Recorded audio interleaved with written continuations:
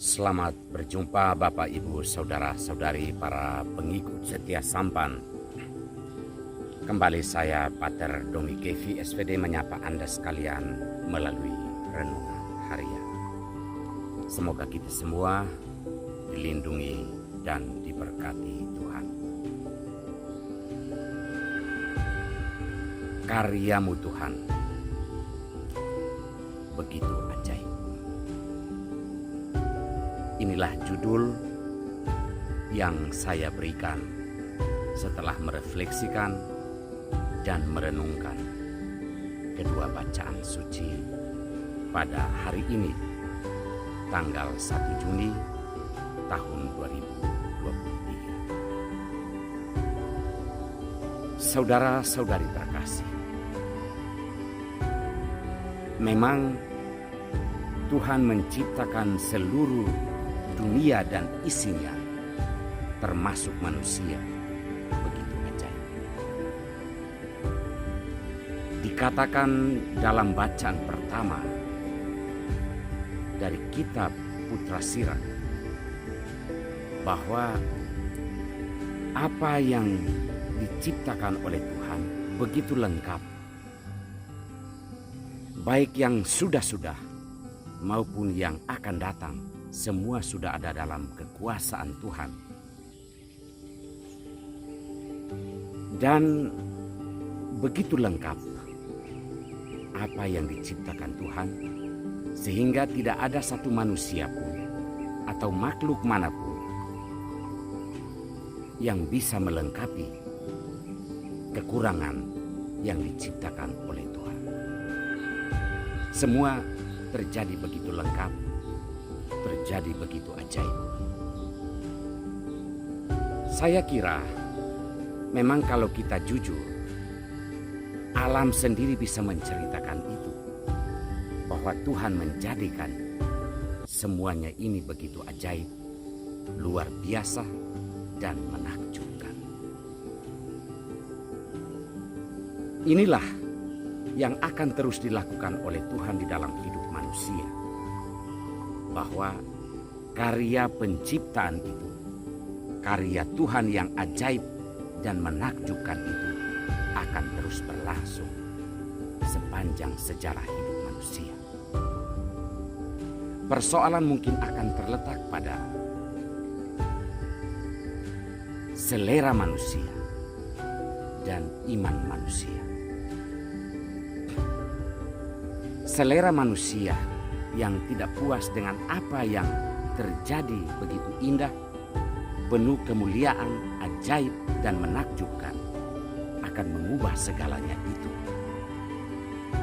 menjadi suatu tempat yang bisa menjadi neraka bagi diri kita manusia sendiri. Karena selera, karena keinginan yang tidak terbatas, manusia mulai merambah alam secara besar-besaran dan masif. Terjadilah perubahan iklim di mana-mana. Akhir-akhir ini panas begitu menyengat, dan duduk di dalam rumah pun kita tidak kuasa, kecuali di bawah pohon yang diciptakan oleh Tuhan. Di dalam rumah, kecuali yang memiliki AC, tetapi kalau bagi kita yang hidup di dalam alam, hanya di bawah pohon kita akan mendapatkan kesejukan dan juga ketenangan. Selera manusia ternyata mengubah segalanya.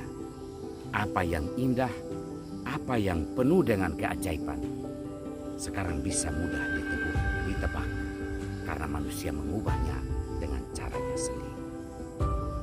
Saudara-saudariku terkasih, beriman seperti Bartimeus mungkin adalah satu-satunya jalan untuk mengembalikan kuasa Tuhan dalam menciptakan hidup kita secara ajaib. Bartimeus duduk di pinggir jalan dan mungkin dia merasa harga dirinya telah begitu jauh, karena ia menjadikan dirinya sebagai peti kolekte yang duduk di pinggir jalan. Setiap orang yang lewat, ia menyodorkan tangannya meminta bantuan. Karya Tuhan yang ajaib di dalam dirinya seolah hilang begitu saja akibat kebutaan. Butanya Bartimeus bisa jadi buta secara fisik, tetapi juga lebih mungkin buta secara batin, bahwa ia tidak sanggup melihat keindahan dan keajaiban serta besarnya kuasa Tuhan dalam menciptakan hidupnya. Bartimeus menyadari hal ini dan ia duduk di pinggir jalan. Allah di dalam diri putranya Yesus, anak Daud itu, dialah yang datang untuk mengembalikan kemuliaan dan keajaiban Tuhan di dalam hidupnya. Yesus, anak Daud, kasihanilah aku. Yesus datang dan menunjukkan keajaiban kuasa Allah dan hanya mengatakan, imanmu telah menyelamatkan.